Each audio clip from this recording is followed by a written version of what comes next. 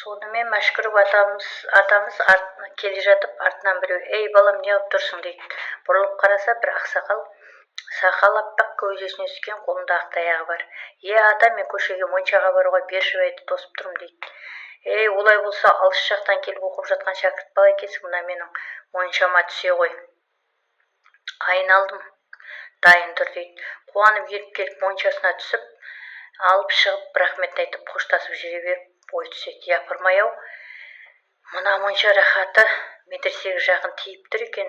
Мен осы атама қайта барып пұлыңызды төлеп тұрайын, су отыныңыздың хақысын деп артына бұрылса, әлгі монша ақсақал да жоқ, монша да жоқ.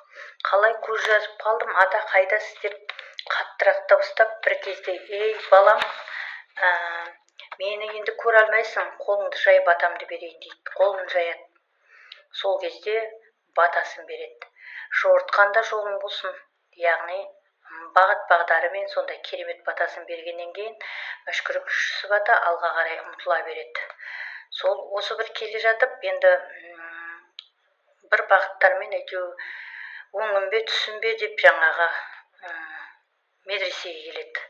Отырғандар: қалай тез барып келдің деп бұған таң қалса, бәрі жан жақтан улап шулап жаңағы сұрақтың астына ала бастайды.